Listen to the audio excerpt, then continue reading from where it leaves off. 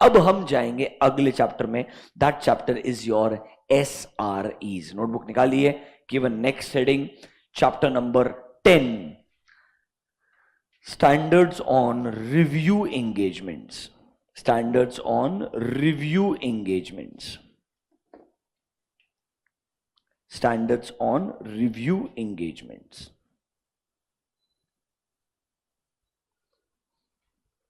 यहां पर आपको दो अलग अलग स्टैंडर्ड्स डिस्कशन देखने को मिलेंगे. एक रहेगा SRE 2400, दूसरा रहेगा SRE 2410. बढ़िया स्टैंडर्ड्स है एंड आई वुड से यहां पर बहुत डिटेल में डिस्कशन किया. This is one chapter which is in extreme detail. मतलब ऑलमोस्ट दो स्टैंडर्ड पे 35 पेज लिखे हैं. ये समराइज वर्जन है, मॉड्यूल में तो 50 थे. समझ रहे हो मेरा बात? मतलब this is in extreme detail. यहां पर दोनों स्टैंडर्ड्स को एकदम डिटेल में डिस्कस किया है. लिटरली अगर आप पूछेंगे ना, पूरा ऑडिट ही लिख दिया है. बस ऑब्वियसली यहां पे ऑडिट नहीं है, रिव्यू है, ऐसा बताने का ट्राई करेगा एंड के अंदर ideally. So sir, what is a review engagement, how is review different from audit, पहले ओवरव्यू देंगे, फिर 2400 क्या बोलता है, 2410 क्या बोलता है बताएंगे. Obviously exam point of view से ज्यादा इंपॉर्टेंट 2410 होगा, ऐसा क्यों वो भी आपको बताएंगे. पहले पूरा एक ओवरव्यू देता हूं, फिर हम 2410 के साथ शुरुआत करेंगे. अच्छा, SRE के अंदर मेरे पास में दो स्टैंडर्ड्स आने वाले हैं, 2400 एंड दूसरा 2410. सबसे पहले SRE का मतलब क्या है? Standard on review engagement. तो sir, what is the difference between audit and review? इन दोनों वर्ड्स में डिफरेंस ही क्या है? देखिए, सिंपल शब्दों में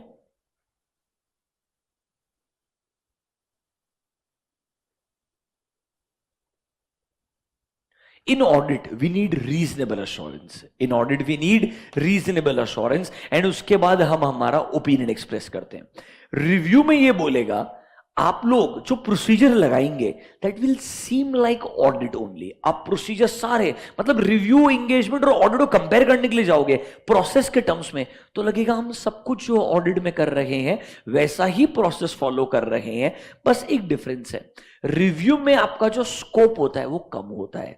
आप जो प्रोसीजर लगाते हैं उसमें इंक्वायरी ज्यादा रेलेवेंट होता है, एनालिटिकल प्रोसीजर ज्यादा रेलेवेंट होता है, टेस्ट ऑफ डिटेल बहुत कम यूज किया जाता है. मतलब यहां पे डिटेल में चेकिंग कम करते हैं, एक ऊपर से ब्रॉडर अंडरस्टैंडिंग ऑब्टेन करके जनरल एनालिसिस किया जाता है. मतलब रिव्यू में आपको रीजनेबल अश्योरेंस से भी कम अश्योरेंस मिलेगा.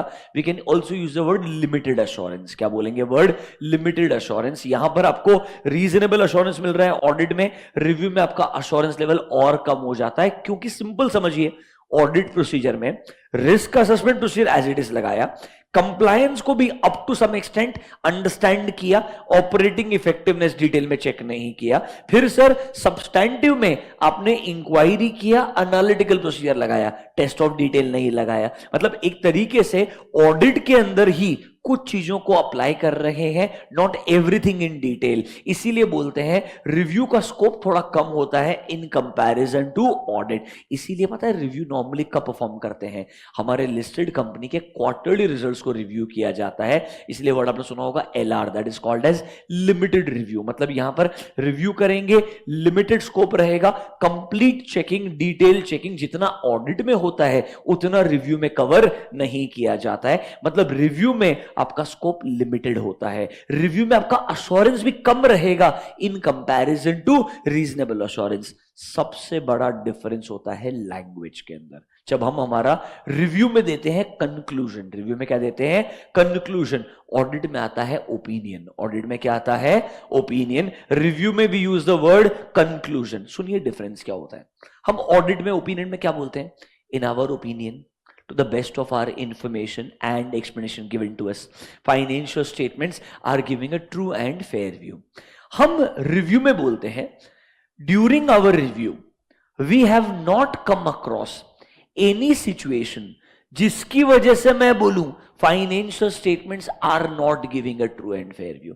इसमें बोल रहा हूं they are giving a true and fair view, इसमें बोल रहा हूं ऐसा कुछ नहीं मिला रिव्यू के दौरान जिसकी वजह से मैं बोलूं कि ट्रू एंड फेयर नहीं है। मतलब एक तरीके से ना नेगेटिव अश्योरेंस है, एक तरीके से क्या है, नेगेटिव। मतलब मुझे ऐसा कुछ नहीं मिला कि मैं बोलूं there is a problem, but कहना इसे मैंने सब कुछ चेक भी तो नहीं किया। अगर सब कुछ चेक करने के लिए जाऊंगा तो क्या गलतियां मिल सकती है क्या? हाँ, मतलब इनडायरेक्टली हिंट दे रहा है कि यहां पर आपका लिमिटेड अश्योरेंस है, मेरे को ऐसा कोई प्रॉब्लम नहीं लग रहा है जिसकी वजह से मैं बोलूं that it is a problematic situation. अगर डिटेल में चेक करूंगा शायद कुछ मिल सकता है। ऑडिट में रादर बोलता हूं मैंने बेस्ट पॉसिबल तरीके से काम किया है, रीजनेबल अश्योरेंस ऑब्टेन करने के बाद बोल रहा हूं मुझे लगता है ट्रू एंड फेयर है। मतलब एक तरीके से I have a proper opinion. In this case I don't have a proper opinion, it's more like a conclusion. मैंने जितना काम किया उसके बेसिस पे ये कंक्लूजन आया है। अगर मैंने डिटेल में काम और किया होता, लेट्स से मैंने अगर ऑडिट किया होता, तो क्या कंक्लूजन में बदलाव भी आ सकता है?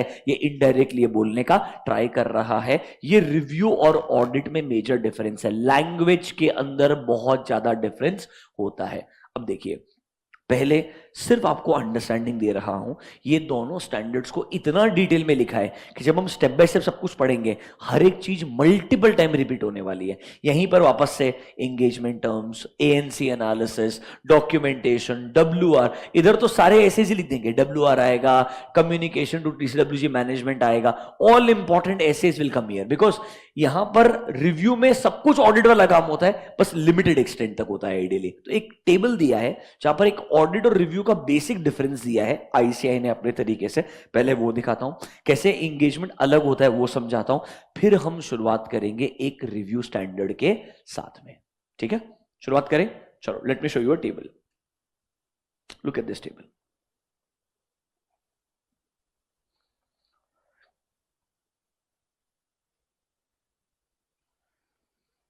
देखिए, audit is a type of reasonable assurance engagement, जहां पर आपको रीजनेबल अश्योरेंस ऑब्टेन करना पड़ेगा, फिर ओपिनियन देना पड़ेगा। Sir, review is a type of limited assurance engagement, जहां पर आपको लोअर लेवल ऑफ अश्योरेंस मिलेगा देन, मतलब कहना इसे यहां पे अश्योरेंस लेवल और कम है, मतलब कहना इसे मेरा स्कोप ऑफ वर्क और कम रहेगा, यहां पर मैंने काम और कम करना चाहिए। मतलब रादर आपको एक बात बोलता हूं, majority partners, like I come from that school of thought कि मेरे जो पार्टनर्स थे दे नेवर बिलीव्ड रिव्यू सही कॉन्सेप्ट है। उनको लगता था रिव्यू कॉन्सेप्ट ही फ्लॉड है, ये स्टूपिड है, ये होता ही नहीं है, समझ रहे हो मेरा बात। देवर, मतलब they believe there is a review, there is a review engagement. वो मना नहीं करते थे, वो बोलते थे पर ये कॉन्सेप्ट जो है ना, ये स्टैट्यूटरी ऑडिटर के लिए बकवास है। या अगर स्टैट्यूटरी ऑडिटर ने ढंग से साल भर ऑडिट करना ही है तो फालतू में काहे को परेशान करने का। वो क्या बोलते थे पता है क्या? टीम को डिवाइड करते थे, ये 4-5 लोग रिव्यू करेंगे मैनेजमेंट के लिए, बाकी लोग अपना नॉर्मल ऑडिट शुरू कर देंगे। मतलब उनको बोलते ही थे तुम साल के एंड में मेरे को सब चेक करना ही है, वैसे भी तुम साल के अंदर 4 बार जाने ही वाले हो आइडियली वहां पे, तो मैं क्यों ना टाइम वेस्ट करके फालतू में डिटेल में ऑडिट करना शुरू कर दूं। तुम्हारे रिव्यू की जो फॉर्मेलिटी है वो ये 3 जो सीनियर लोग हैं वो कर लेंगे, जूनियर को बोलते थे तुमको ये काम अलोकेटेड है, तुम तुम्हारा ऑडिट करना शुरू कर दो, वर्किंग पेपर मेंटेन करने शुरू कर दो। यही चीज हम आगे यूज करते जाएंगे ताकि एक टाइम का बेटर यूटिलाइजेशन हो जाएगा। प्लस जब चेकिंग करते जाएंगे कुछ सस्पिशियस हुआ तो एटलीस्ट पता तो चलेगा। अगर मैं बिल्कुल भी ऑडिटिंग वर्क ना करूं, सिर्फ रिव्यू करूं आइडियली, तो रिव्यू खत्म करने में 3 दिन लगेगा, 3 दिन में मेरा रिव्यू हो जाएगा। बट प्रॉब्लम ये है, रियलिटी में मैंने चेकिंग बहुत कम किया होगा, तो that risk is very very high. Although standard बोलता है लिमिटेड अश्योरेंस है, नेगेटिवली लिखना है, सब बराबर है, बट अल्टीमेटली स्टैट्यूटरी ऑडिटर तो स्टैट्यूटरी ऑडिटर है ना, तो उसको डर तो रहेगा कि नहीं रहेगा। साल के एंड में रिपोर्ट तो मैंने साइन करने का है, तो पार्टनर क्या बोलता है, I am not comfortable with this concept. Yes, review engagement है, रिव्यू करके हम रिपोर्ट बना के दे देंगे उनको, मेरे को उसमें दिक्कत नहीं है, पर हमारा पैरेलली ऑडिट चलते रहना चाहिए। This school of thought is what I have experience with the partners. Then there is a conflicting opinion also. There are some people who say नहीं यार, रिव्यू अपने आप में एक ब्रॉडर अंडरस्टैंडिंग देता है, ये भी इक्वली अच्छा है आइडियली, तुमको ऑडिट करवाना करवाओ, बट रिव्यू का अपना रेलेवेंस है। तो अलग अलग स्कूल ऑफ थॉट्स है। मेरे को आपको दोनों साइड का बात बताना है, दोनों डिफरेंस बताना है क्लियरली। आपने देखो रियलिटी में क्या करना करना चाहिए ये तो आपके पार्टनर पे डिपेंडेंट है, ऑनेस्टली स्पीकिंग। हाँ, but what is audit, what is review, दोनों रिव्यू एंगेजमेंट्स में डिफरेंस क्या है, वो सब मैं आपको वर्ड बाय वर्ड बढ़िया से एक्सप्लेन कर दूंगा, आपको समझ में भी आएगा। You will be able to make a clear distinction, ये ऑडिट है, ये रिव्यू है, टेक्निकली डिफरेंस आपको समझ में आ जाएगा। रियल लाइफ में दोनों को हमने थोड़ा सा एक्चुअली ना मिक्स कर दिया है, वो डिफरेंशिएट करना इम्पॉसिबल जैसा हो गया है, क्योंकि अल्टीमेटली रिव्यू में भी सब कुछ वही आने वाला है जो ऑडिट में आता है, बस अप टू लेसर एक्सटेंट आता है। इसलिए देखो नंबर 1 में क्या बोलता है, यहां पर रीजनेबल अश्योरेंस ऑब्टेन करना ही पड़ेगा। यहां पर क्या बोलता है, ये लिमिटेड अश्योरेंस एंगेजमेंट है जहां पर आपको अश्योरेंस मिलेगा but lower than reasonable assurance. Sir यहां पर हम क्या करते हैं, elaborate and detailed प्रोसीजर लगाते हैं, including control testing and amount testing. यहां देखो क्या बोलता है, comparatively fewer procedures, primarily focus दो ही वर्ड के ऊपर होता है, one is inquiry, second is. अब तुम आर्ग्यूमेंट करोगे कंट्रोल टेस्टिंग में भी तो इंक्वायरी होती है, अमाउंट टेस्टिंग में भी इंक्वायरी होती है, तो वापस यहां पर पार्टनर्स का पॉइंट ऑफ व्यू यही है कि इन्होंने क्लैरिटी जो दिया है ना वो इतना लिमिटेड दिया है कि अल्टीमेटली जब मैं साइन कर रहा हूं मेरे को कॉन्फिडेंस ही नहीं मैंने कितना काम किया।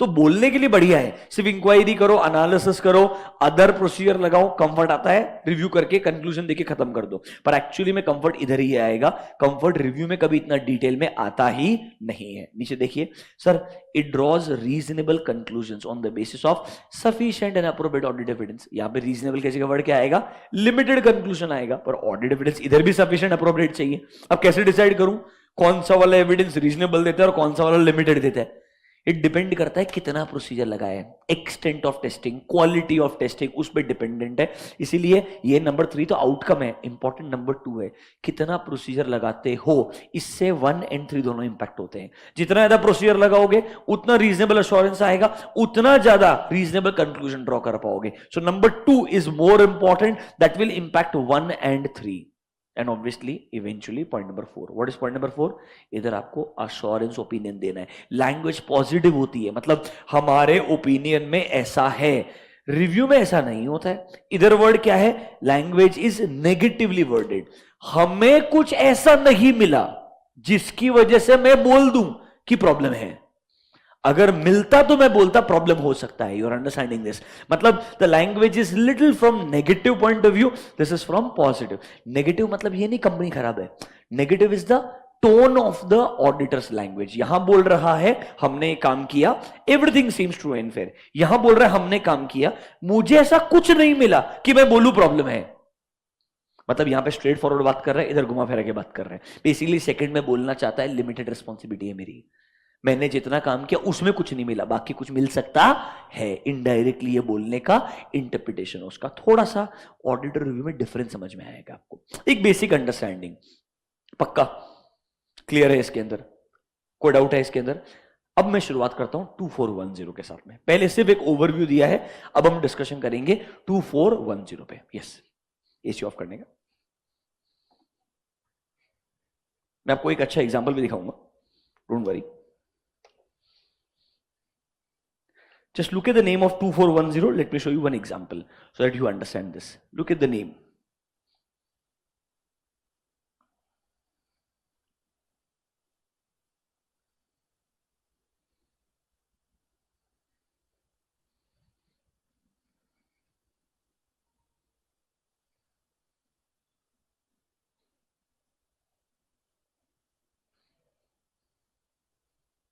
Look at the name first. Review of interim financial information performed by independent auditor of the entity. Review किया गया है किसका? Interim financial. अब what is a interim financial information? 2 period के बीच का, मतलब पीरियड के अंदर कोई भी कंप्लीट पीरियड साल भर कवर्ड नहीं है, 3 मंथ्स आ सकता है, 6 मंथ्स आ सकता है, 9 मंथ्स आ सकता है, उस पीरियड का फाइनेंशियल इंफॉर्मेशन क्या कहलाएगा?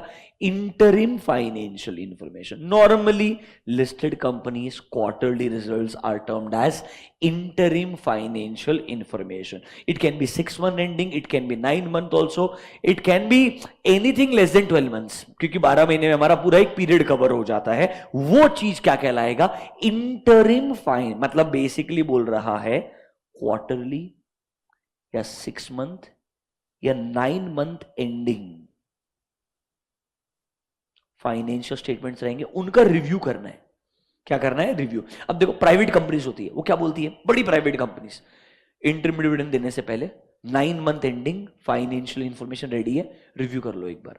या बहुत सारी कंपनीज क्या बोलती है, वे are subsidiary company, parent company India के बाहर का है, April to December 9 months ready है हमारे पास में, लास्ट ईयर का जैन फेब मार्च ऐड करना ही पड़ेगा उसके सीएफएस के लिए, क्योंकि मेरा फाइनेंशियल ईयर 1 अप्रैल से 31 मार्च है, उसका फाइनेंशियल ईयर 1 जैन से 31 दिसंबर है, बराबर है कि नहीं है? तो इस साल के 12 महीने में से 9 महीने क्लब होने वाले हैं, प्रीवियस ईयर के 3 महीने क्लब होने वाले, बराबर है कि नहीं है? 9 month ending financial information ready है, रिव्यू कर लो, इससे तुम्हारा ईयर एंडिंग ऑडिट भी इजी हो जाएगा। तो इंटरिम फाइनेंशियल इंफॉर्मेशन हम रिव्यू करने के लिए चले जाते हैं, इससे थोड़ा इंटरिम डिविडेंड अगर डिक्लेयर करना है तो भी उनके लिए नंबर्स कंफर्टेबल हो जाते हैं आइडियली, तो वो भी काम किधर आ सकता है? 241। देखो 2410 क्या बोलता है, 3 मंथ नंबर है, 6 मंथ नंबर है, 9, कोई फर्क नहीं पड़ता है। इंपॉर्टेंट लाइन क्या है, उसका रिव्यू करने वाला इंसान जो है ना, वो कंपनी का स्टैट्यूटरी ऑडिटर होना चाहिए। देखो रिव्यूअर कोई भी हो सकता है, बट 2410 कब एप्लीकेबल है? When the review is performed by whom sir? Independent auditor. So if मेरा रिव्यू कोई और कर रहा है, स्टैट्यूटरी ऑडिटर कोई और कर रहा है, 2410 एप्लीकेबल नहीं है। क्या एप्लीकेबल नहीं है? 2410 कब रेलेवेंट होगा? When the statutory auditor is the reviewer of my interim financial information. Can I से majority listed companies will ensure their statutory auditor is appointed as the limited review perform करने वाला engagement के लिए भी auditor, मतलब यहां पर ये रिव्यू करेगा क्वार्टरली रिजल्ट्स का, 6 मंथ्स के नंबर्स का, 9 मंथ्स के नंबर्स का, एंड ऑब्वियसली रिपोर्ट बना करके देगा। Late me show you one sample report itself, कैसे एक सबसे एक्सट्रीम कंपनी में ये रिपोर्ट बना के दिया जाता है, सिर्फ एक जनरल अंडरस्टैंडिंग के लिए, बाकी पूरा 2410 में डिटेल में पढ़ेंगे। अभी सिर्फ एक ओवरव्यू दे रहा हूं, ये एंगेजमेंट अलग कैसे है। ट्रस्ट मी, ऐसे 800, 805, 810 बहुत अलग थे, आसानी से समझ में आएंगे। SRS 4400, 4410 एकदम अलग है। SAE भी जो आएंगे 3400, 3402, 3420 बिल्कुल अलग रहेंगे। सिर्फ डाउट हमेशा बच्चे का होता है रिव्यू और ऑडिट में। Majority people don't understand that there is a difference between audit and review, इसीलिए इधर इंट्रोडक्शन पे, अंडरस्टैंडिंग पे मुझे बहुत टाइम इन्वेस्ट करना है। आपको समझना चाहिए ऑडिट एंड रिव्यू टेक्निकली अलग अलग है, सेम नहीं है। ऑडिट के दौरान आप रिव्यू को क्लब कर दो आपके हिसाब से, ठीक है, मेरे को उसमें दिक्कत नहीं है, but technically there is a difference, you should know from exam point of view. इसीलिए 2 लेक्चर लगेगा, 3 लगेगा, फर्क नहीं पड़ता है, जब तक रिव्यू एंगेजमेंट क्लियरली दिमाग में समझेगा नहीं, मैं इसको इग्नोर नहीं करेगा। ऑब्वियसली जो कंटेंट है बहुत सारा, वो बहुत ही स्टैंडर्ड जैसा रहेगा, लैंग्वेज बहुत ईजी लगेगी आपको, बट डिफरेंस समझना बहुत जरूरी है। Late me show you a sample.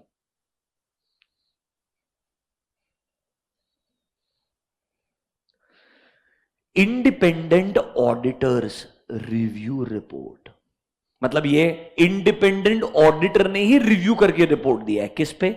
On the quarterly unaudited. Word क्या यूज कर रहा है? मतलब ये रिव्यू किया है, ऑडिट नहीं किया है। क्या किया है? रिव्यू ना कि audit of consolidated financial results of RIL। Obviously यहां पे बहुत सब्सिडरीज रहेंगे, बहुत एसोसिएट्स रहेंगे। मेरा ऑब्जेक्टिव है, मतलब तुम देखोगे तो पागल, फॉर्मेटिंग भी इतना गंदा है, एक आध मिस हो गया तो मतलब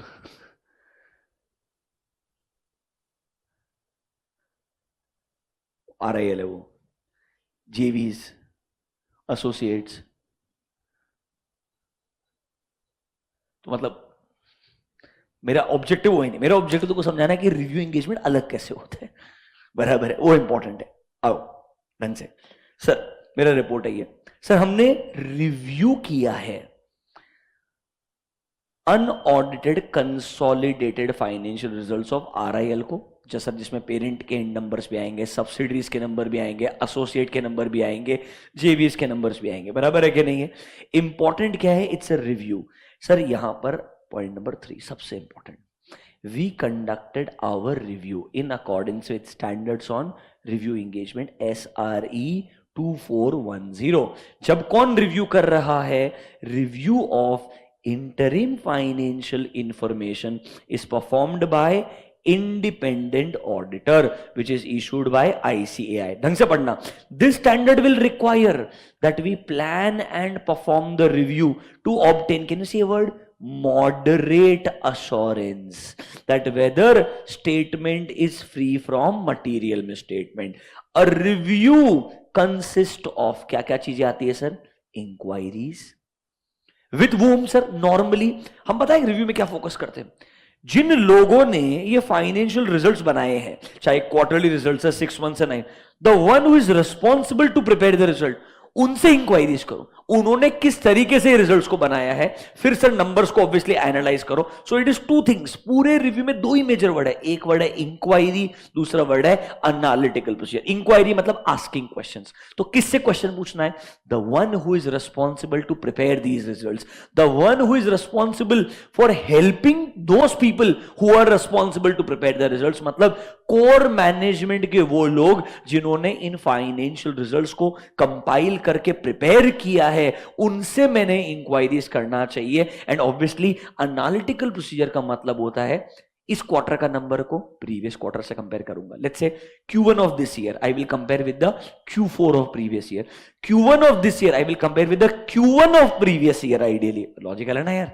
क्वार्टर ऑन क्वार्टर कंपैरिजन आपको प्रीवियस क्वार्टर से भी करना पड़ेगा and same quarter of previous year से भी करना पड़ेगा, समझने के लिए मेजर वेरिएंसेस कहां कहां पर कितने हैं. तो हम लोग क्या करते हैं, मैं आपको स्टैंडर्ड नहीं पढ़ा रहा हूं, सिर्फ एक ओवरव्यू दे रहा हूं. स्टैंडर्ड आपको डिटेल में बताऊंगा, घबराना मत, स्टेप बाय स्टेप. ये सिर्फ एक इंट्रोडक्शन है कि एसआरई कितना पावरफुल है. ढंग से देखना क्या बोलता है. सर हम इंक्वायरी करेंगे प्रिलिमिनरी उन लोगों के साथ में जो लोग रिस्पॉन्सिबल है for financial and accounting matters. Sir हम साथ साथ में क्या लगाएंगे? Analytical and other review procedure भी लगाएंगे. लाइन देखना. A review is substantially less in scope than an audit which is conducted as per essays, and consequently it will not enable us to obtain that much assurance that we would become aware of all significant matters जो normally हम कब ढूंढते हैं? Audit में ढूंढते हैं. मतलब clearly बोल रहा है क्या? रिव्यू का स्कोप कम है, अश्योरेंस कम मिलने वाला है. तो यहां पे मॉडरेट अश्योरेंस मिलेगा, लाकी reasonable assurance. It will be more like a limited assurance. देखो, accordingly we do not express an opinion. इस पैराग्राफ में क्लियरली बता रहा है रिव्यू क्या है, how it is different from audit. बात समझ में आया क्या? सेम लैंग्वेज आपको एसआरई के अंदर देखने को मिलेगा. आइए, ये तो list of subsidies time pass रहेगा, मेरे को आपको ओपिनियन वाला एक पैराग्राफ दिखाना है.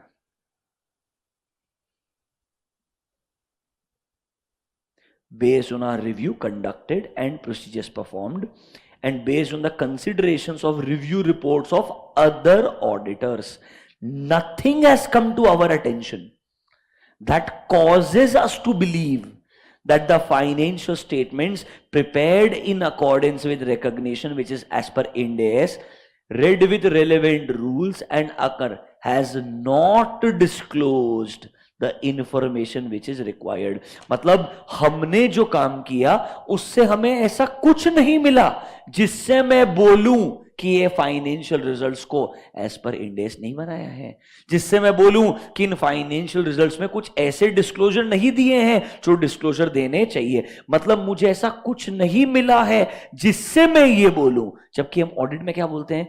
हमारे हिसाब से जो इंफॉर्मेशन एक्सप्लेनेशन हमको दिया है, हमें लगता है financial statements are giving a true and fair view, हमें लगता है फाइनेंशियल स्टेटमेंट्स आर प्रिपेयर्ड. यहां बोलता है मुझे ऐसा नहीं मिला कुछ भी कि मैं बोलूं कि प्रॉब्लम है. मतलब indirectly it's a negative language. In audit we have a positive language. Do you understand the difference in language? यहां पर अश्योरेंस देना है, थोड़ा moderate assurance, limited assurance in a negative language यहां पर आएगा in a positive language. Do you understand the difference between audit and review?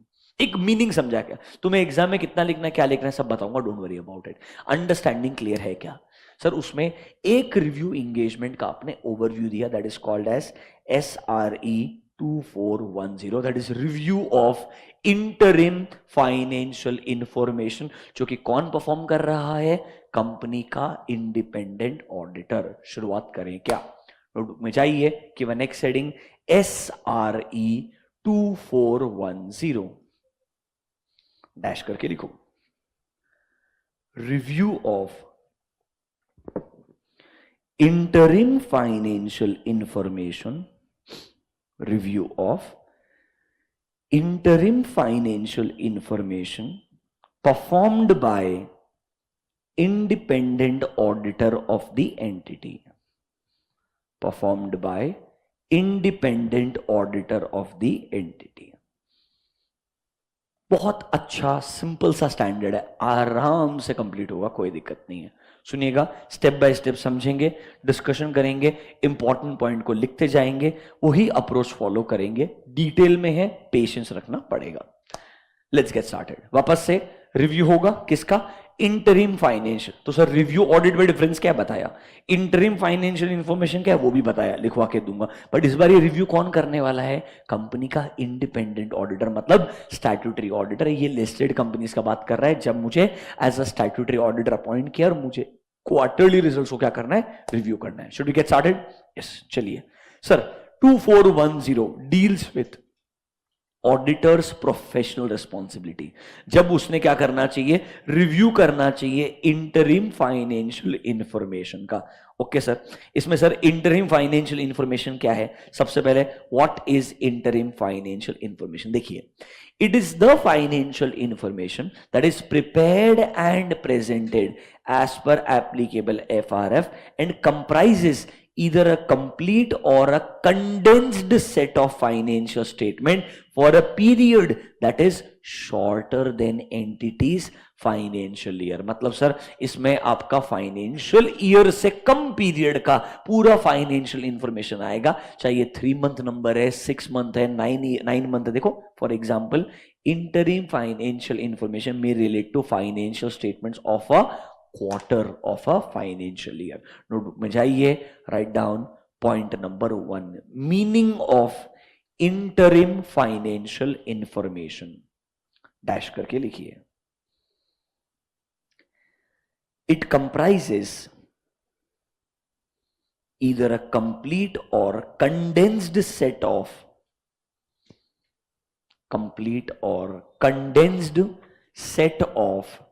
financial statements, complete or condensed set of financial statements for a period that is shorter than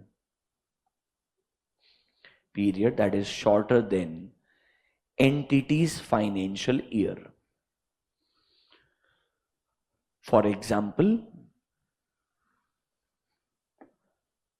quarterly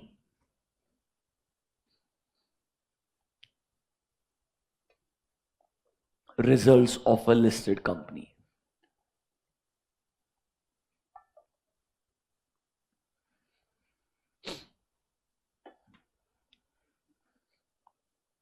This is the meaning of interim financial information.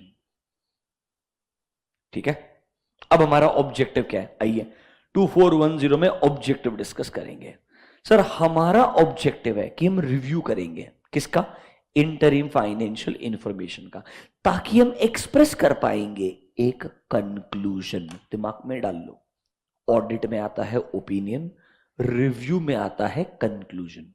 Audit में express our opinion, in review we use the word conclusion. तो sir मैं review करूंगा ताकि मैं क्या express कर पाऊं? Conclusion कर पाऊं कि मेरे रिव्यू के बेसिस पे anything has come to my attention. क्या मुझे रिव्यू के दौरान ऐसा कुछ मिला है क्या that will cause the auditor to believe that financial information is not prepared as per. मतलब क्या मुझे ऐसा मिलता है जिसकी वजह से मैं बोलूं फाइनेंशियल इंफॉर्मेशन को उस तरीके से प्रिपेयर नहीं किया है जैसा करना चाहिए एज पर एप्लीकेबल FR। यही तो नेगेटिव लैंग्वेज है कि मुझे ऐसा कुछ मिला है या नहीं मिला है जिसकी वजह से मैं ये बोलना चाहूंगा। Point number 2, objective of SRE 2410। Objective of SRE 2410 number A, to review interim financial information to review interim financial information, to enable the auditor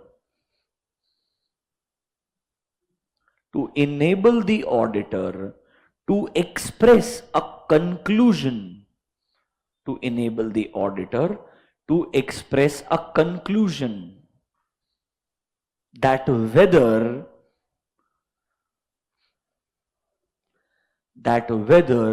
on the basis of his review,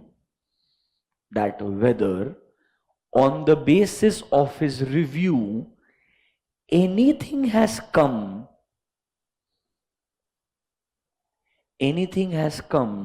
to auditor's attention,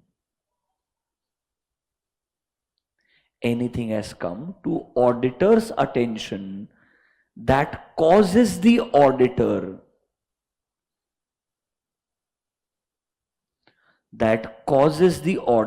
to believe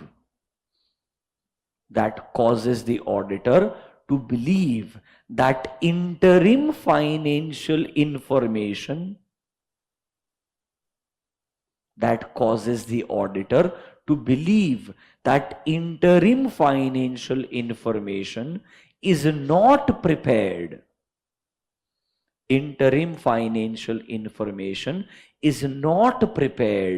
In all material aspects,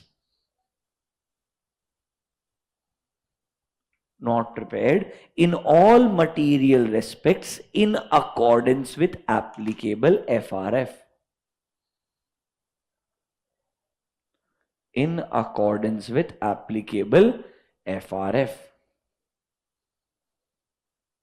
ये line बहुत ज्यादा important है, आपको आना चाहिए। देखो, हमें review करके एक कंक्लूजन देना है कि भाई मेरे रिव्यू के बेसिस पे क्या मुझे ऐसा कुछ मिला है जिसकी वजह से मैं बोलूं दैट फाइनेंशियल इंफॉर्मेशन जो इंटरिम पीरियड के लिए बनाए हैं, they are not prepared in complete respect as per app. मतलब उसमें कुछ प्रॉब्लम है, ऐसा बोलने के लिए मुझे कुछ मिलना चाहिए। तो मुझे कुछ मिलता है या नहीं मिलता है, यही रिव्यू के दौरान देखना है और अकॉर्डिंगली कंक्लूजन देना है। ये एक्चुअली आपका ओपिनियन पैराग्राफ है, बट यहां पर ओपिनियन की जगह वर्ड क्या आएगा?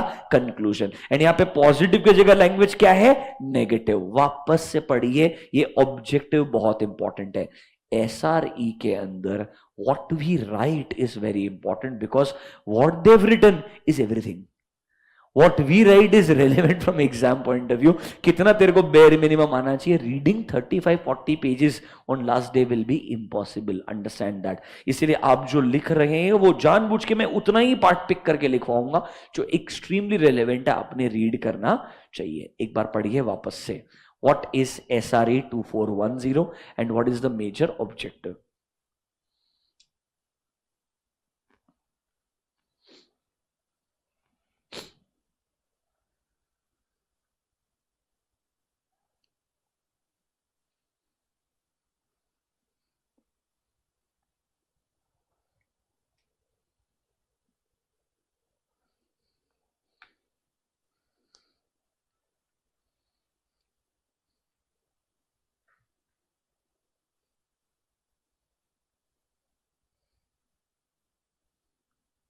Done.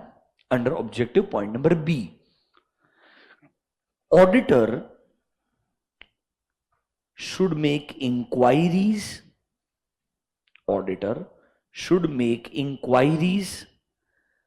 Primarily of persons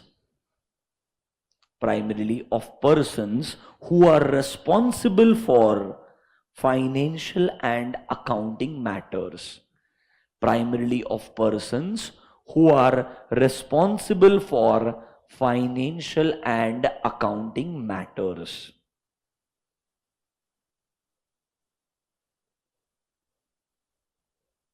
Comma, he should also perform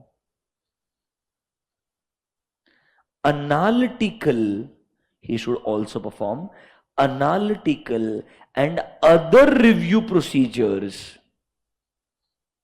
analytical and other review procedures to obtain moderate assurance, to obtain moderate assurance. Since review is not designed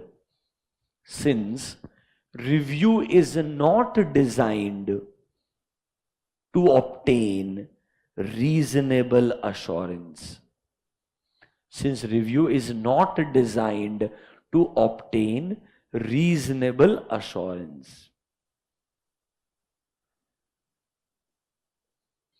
आइए एक बार ऑब्जेक्टिव को word by word as per bare SRE क्या लिखा है पढ़िए।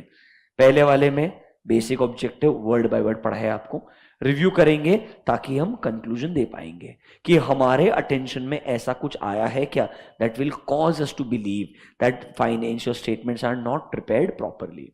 हम लोगों ने नॉर्मली क्या करना चाहिए, इंक्वायरीज करनी चाहिए, एनालिटिकल एंड अदर प्रोसीजर लगाना चाहिए ताकि सर हम रिड्यूस कर पाए, क्या रिड्यूस कर पाए, to a moderate level risk of expressing inappropriate conclusion. याद है कि ऑडिट रिस्क, इधर रिव्यू रिस्क है, मतलब उधर ऑडिट रिस्क में क्या था कि मेरा ओपिनियन गलत आ जाएगा, इधर रिस्क क्या रहेगा, मेरा कंक्लूजन गलत आ जाएगा। तो वहां पर मैं ऑडिट रिस्क को कम रखना चाहता हूं या मैं रिव्यू रिस्क को कम रखना चाहता हूं। मतलब वहां पे मैं नहीं चाहता था मेरा कंक्लूजन या मतलब मेरा ओपिनियन गलत आए, या मैं चाहता हूं मेरा कंक्लूजन गलत नहीं आना चाहिए। याद है क्या, ऑडिट रिस्क को जितना नीचे ला सकते हो उतना बढ़िया है, रिव्यू रिस्क को भी जितना नीचे ला सकते हो उतना बढ़िया है, पर यहां पर लोएस्ट पॉसिबल लेवल नहीं है, मॉडरेट लेवल बोल रहा है। क्या बोल रहा है, मॉडरेट लेवल। यहां पर हर जगह पे क्या बोलेगा, मॉडरेट, वहां पर हर जगह बोलेगा रीजनेबल, लोएस्ट, क्योंकि वहां पर ओपिनियन और अश्योरेंस रीजनेबल चाहिए, रिस्क लोएस्ट से पॉसिबल लेवल पे आना चाहिए। यहां पर हर जगह वर्ड क्या रहेगा, मॉडरेट रहेगा। आगे देखिए, sir the objective of a review will differ significantly from that of audit. We already know that. Sir a review does not provide a basis for expressing an opinion that whether financial statement gives a true and fair view, क्योंकि review को design ही नहीं किया है to obtain दी। जब मेरे को reasonable assurance है ही नहीं तो मैं कैसे बताऊंगा financial statements are giving a true and fair view. तो रिव्यू को बनाया ही नहीं है कि मेरे को रीजनेबल एश्योरेंस मिले, रिव्यू को बनाया ही है कि मुझे क्या मिले, मॉडरेट एश्योरेंस मिले, ताकि मेरे को ट्रू एंड फेयर है कि नहीं ये बोलना ही नहीं पड़े, मेरे को ये बोलना पड़े मुझे ऐसा कुछ मिला है क्या जिससे मैं बोलूं ऐसा नहीं है।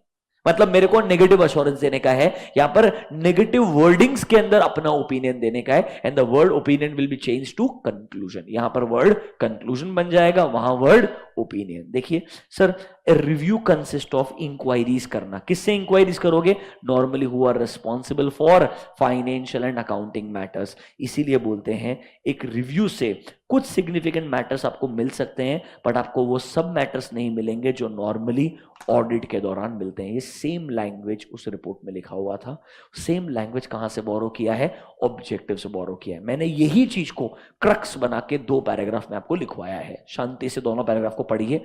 Are you able to understand what really review engagement means. बराबर से दोनों पॉइंट को पढ़िए, ऑब्जेक्टिव का ए एंड बी, होपफुली आपको समझेगा।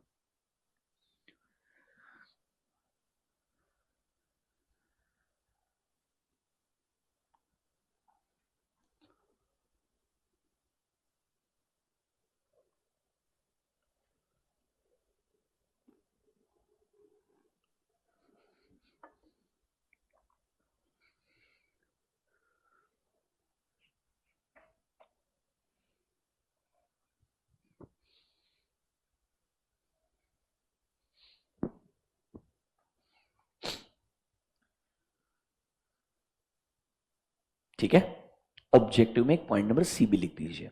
ए और बी सफिशिएंट है, फिर भी एक पॉइंट नंबर सी लिख दीजिए लास्ट में। A review may bring significant matters affecting interim financial information, significant matters affecting interim financial information to the auditor's attention,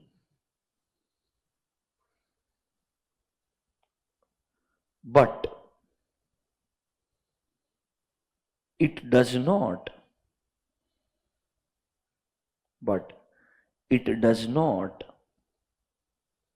provide evidence or brings to auditor's attention, does not provide evidence or brings to auditor's attention all the significant matters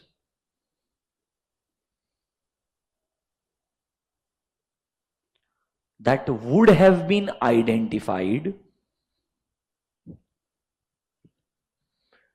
all significant matters that would have been identified if the audit was performed.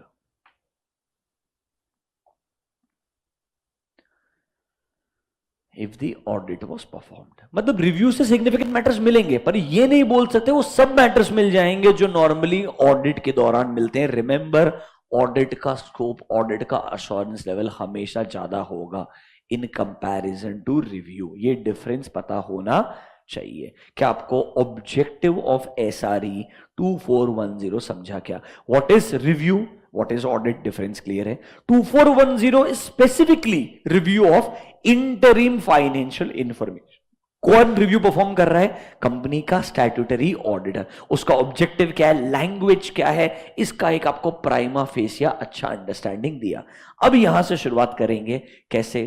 लेकिन language, agreeing the terms of engagement, understanding the entity and its environment. मतलब अब आपको यहां से कोई तकलीफ नहीं आएगा. कुछ एक दो एरियाज है जहां पे थोड़े अलग एफर्ट डालने पड़ेंगे, वो डिस्कस करेंगे. अदरवाइज एकदम फ्री फ्लोइंग डिस्कशन है.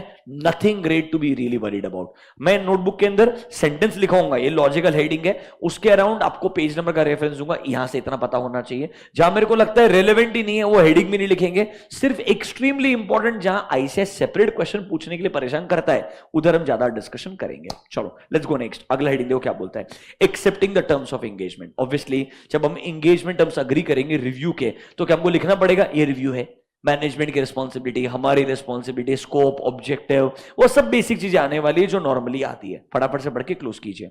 The auditor and client should agree on the terms of engagement. The agreed terms should be recorded in engagement letter, ताकि कोई मिसअंडरस्टैंडिंग नहीं रहता है. क्या क्या चीज आनी चाहिए? Nature of engagement, objective and scope of review, management का रिस्पॉन्सिबिलिटी, मेरा रिस्पॉन्सिबिलिटी, कैसा अश्योरेंस ऑब्टेन करेंगे और कैसा रिपोर्ट बना के देने वाले हैं. एकदम लॉजिकल है. नोटबुक में जाओ, बस एक पॉइंट लिख के क्लोज करो. नंबर 1 था इंटरिम फाइनेंशियल इंफॉर्मेशन क्या होता है. नंबर 2 था एसआरई का ऑब्जेक्टिव क्या है. ऑब्जेक्टिव बहुत इंपॉर्टेंट था. अब हम ऑब्जेक्टिव से आगे एसआरई को डिटेल में डिस्कस कर रहे हैं, तो पॉइंट नंबर 3 लिखिए. पॉइंट नंबर 3, ऑब्जेक्टिव के एबीसी खत्म हो गए हैं, ऑब्जेक्टिव वाला पार्ट खत्म हो चुका है. ये पॉइंट नंबर 3 है. Agreeing the terms of review engagement. Agreeing the terms of review engagement. Dash करके लिख दीजिए. Similar to the contents of engagement letter,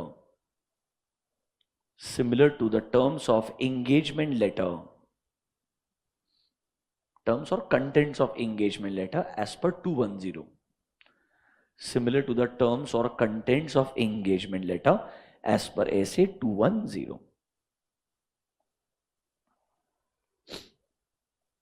Can we ignore? आगे बढ़े डायरेक्टली. अगला हेडिंग देखो क्या बोलता है. Understanding the entity. क्या नहीं से, अब वो ऑडिट प्रोसीजर पे आ गया.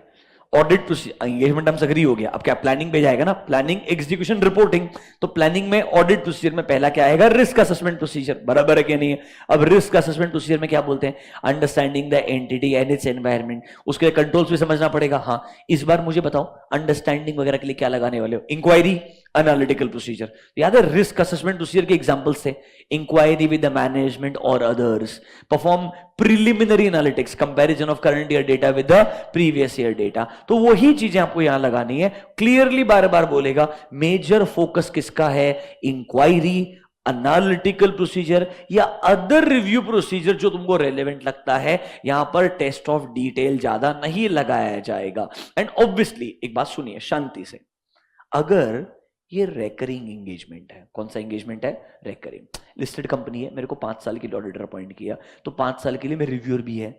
अगर लास्ट 3 साल से मैं ही ऑडिट कर रहा है, मैं ही रिव्यू कर रहा है, तो ये understanding the entity is not a problem, because I already have a good understanding. सिर्फ अपडेशंस लेना है, क्या चेंजेस आए हैं, क्या अलग हुआ है करंट ईयर में, उतना समझना है. अगर ये इनिशियल ऑडिट एंगेजमेंट हुआ तो कैन आई से understanding will require lot of time. Ideally from a review point of view भी टाइम लगेगा, बिकॉज रिस्क सोचो ना, पहले साल में पहले क्वार्टर का रिव्यू सबसे पहले आएगा, क्योंकि पहले साल का ऑडिट कंप्लीट होने में तो बहुत टाइम है, बट रिव्यू तो स्टार्टिंग में आ जाएगा ना आइडियली. तो इसीलिए जब इनिशियल ऑडिट एंगेजमेंट रहेगा तो पहला रिव्यू करते वक्त आपको ऑब्वियसली बहुत केयरफुल होने का जरूरत है. रादर पहला review is equals to almost entire audit, क्योंकि आपको सब कुछ धंधा समझना ही पड़ेगा. उसके बिना रिव्यू में बोला जनरल एनालिसिस कर ले, अरे एनालिसिस के लिए लास्ट के नंबर ही नहीं पता है मेरे को, तो मैं कैसे एनालिसिस कर लूं. It is as good as doing a complete audit. I don't want to say this on record, but it is like this. ये हम डायरेक्टली नहीं बोलते हैं, रिव्यू में तुम बोल रहे हो ऑडिट कैसे आ सकता है, बट इसके बिना मैं साइन नहीं कर सकता है. आप समझो, लिखा अच्छा बात है, बट साइन करने के लिए मेरे को कॉन्फिडेंस होना चाहिए. तुमने बोला एनालिसिस कर लो, एनालिसिस करने के लिए लास्ट ईयर के नंबर्स कहां से आए नहीं पता, जजमेंट क्या यूज करना है नहीं पता, बेसिस क्या है नहीं पता, इंडस्ट्री का डेटा नहीं पता, कैसे एनालिसिस कर दूंगा. It's easy to say apply analysis, but very difficult to apply analysis. I should be sure. Analysis का मतलब क्या है? When I compare numbers, I understand the reasons of difference. To understand the reasons of difference, I should know किससे compare कर रहा हूं, वो number comparable है कि नहीं है, डेटा बराबर है कि नहीं है. तो सर पहले साल का पहला रिव्यू आइडियली बहुत चैलेंजिंग रहेगा आपके लिए. यहां पर इसलिए बोल रहा है बढ़िया से अंडरस्टैंडिंग ऑब्टेन करना. एंड आगे बोलेगा रेकरिंग एंगेजमेंट्स में अंडरस्टैंडिंग को अपडेट भी करते रहना. तो अपडेशंस कैसे करेंगे वो भी डिस्कस करेंगे, बट जनरल अंडरस्टैंडिंग के ऊपर कुछ पॉइंट्स लिख के दिए हैं. एकदम normal reading like a novel जैसा कंटेंट है. पढ़ो मेरे साथ में, क्लोज करो. Auditor should have an understanding of the entity and its environment, including its internal controls. क्योंकि सर इसका preparation important है for both yearly financial statements as well as interim financial statements. Sir ये understanding the entity से क्या होगा, याद करो, Rob मिलेगा. किधर चांसेस है मटेरियल में स्टेटमेंट होने का, कितना चांसेस है मटेरियल में स्टेटमेंट होने का.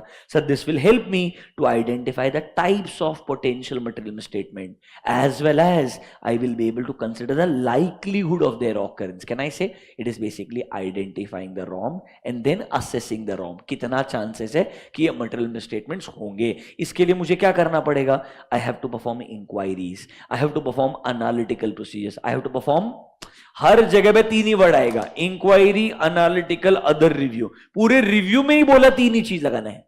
तो क्या सर इसके आगे मैं टेस्ट ऑफ डिटेल लगा नहीं सकता? लगाते हैं, लिखते नहीं है.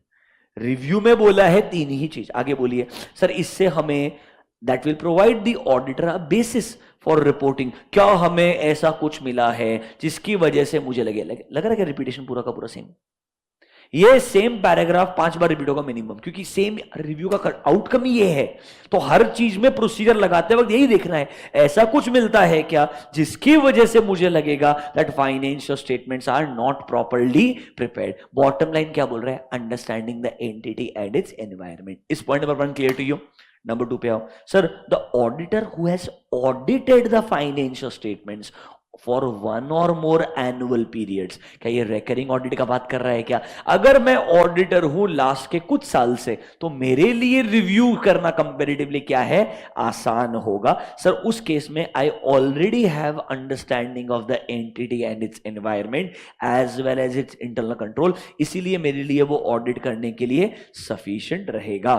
In planning a review auditor should update this understanding. ये बार बार बोलता है कि आपका अंडरस्टैंडिंग प्रीवियस ईयर का है भी ना, तब भी इस साल में अपने अंडरस्टैंडिंग को क्या करना चाहिए, अपडेट करना चाहिए, क्योंकि कुछ बदलाव करंट ईयर में आ सकते हैं. वो अप टू डेट रखना अपने आप को बहुत जरूरी है. If there are changes you should know what are the actual changes, ताकि आप अकॉर्डिंगली अपने रिव्यू एंगेजमेंट में इसको लगा पाएंगे. नोटबुक में जाइए, हमने लिखा पॉइंट नंबर 1, 2 एंड 3, 3 पॉइंट खत्म हो गया है.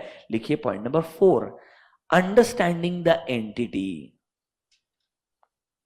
and its environment. Understanding the entity and its environment, including related internal controls. Including related internal controls. Under this, write down point number A. Apply SA 315. Shortcut लगा दे. Same sentence आएगा, understanding the entity and its environment, उसका likelihood क्या, सब कुछ apply ऐसे 315. Point number B, generally auditor is expected to perform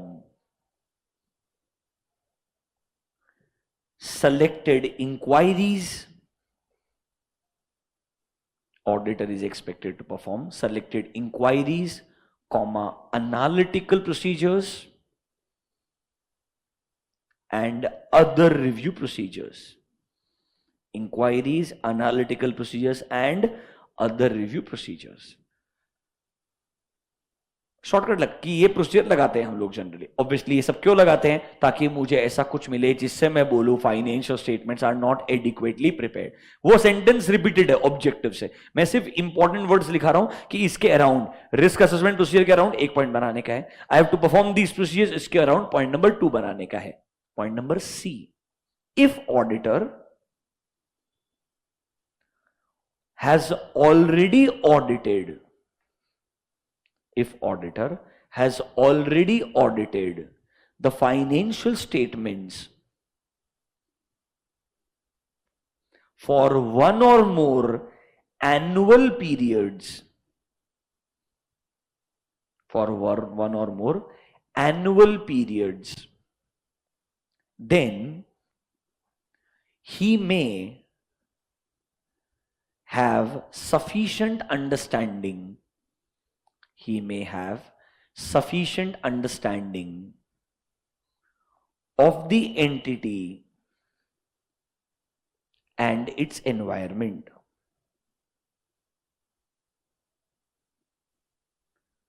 However, he should perform some procedures. However, he should perform some procedures to update his understanding.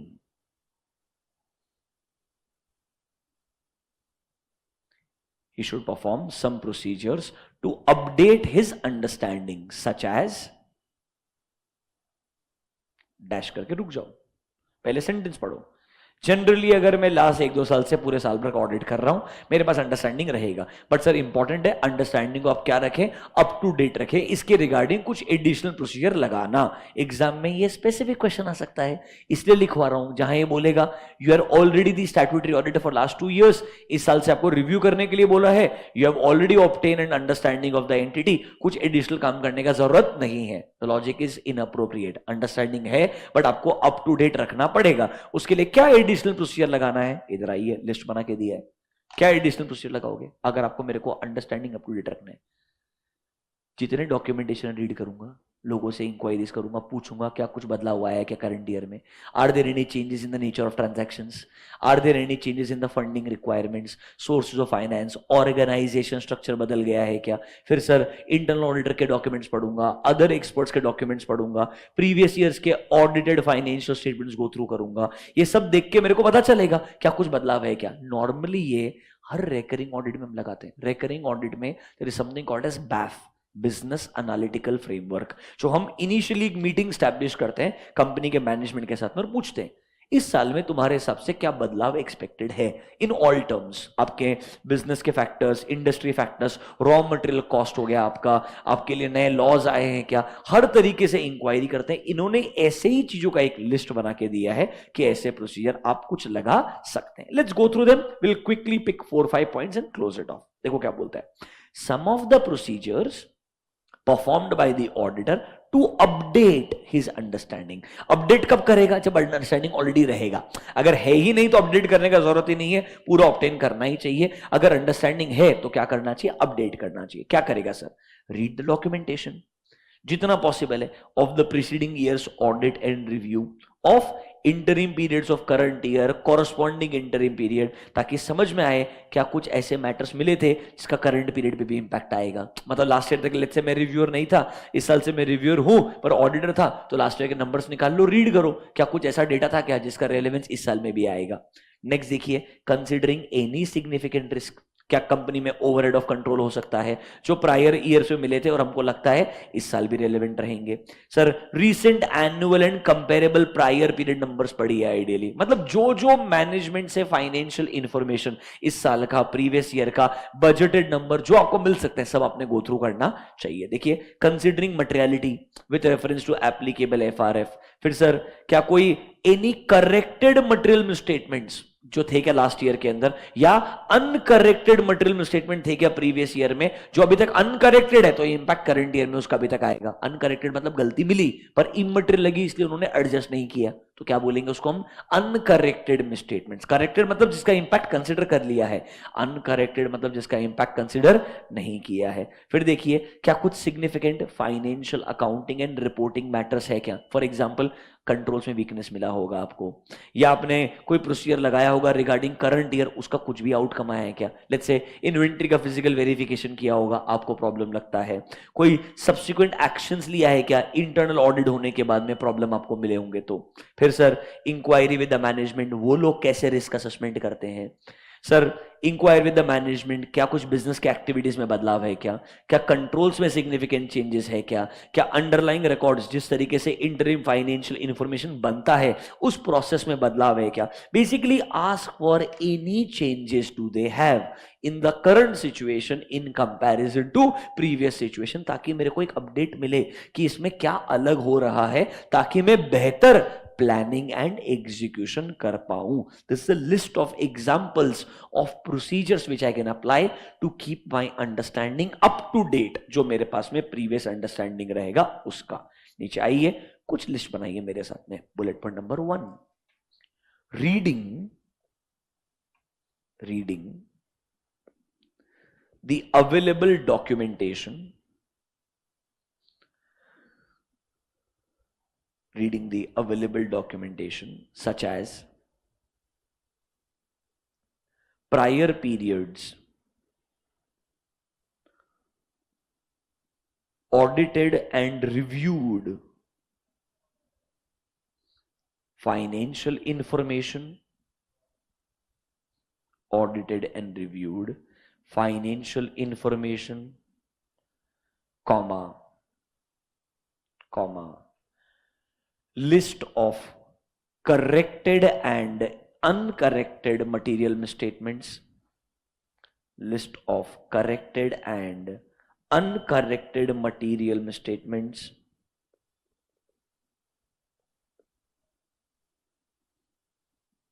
bullet point number 2, any material weakness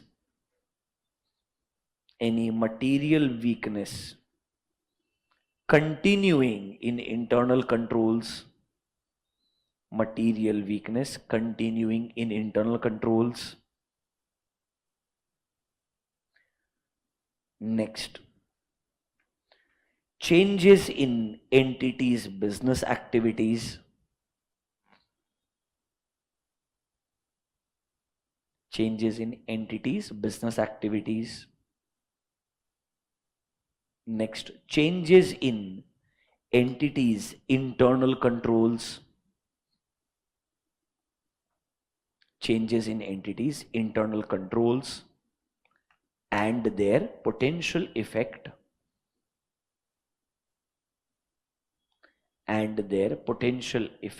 on interim financial information and their potential effect on interim financial information. Last one, any change in the process of preparation of interim information, any change in the process of preparation of interim information, etc.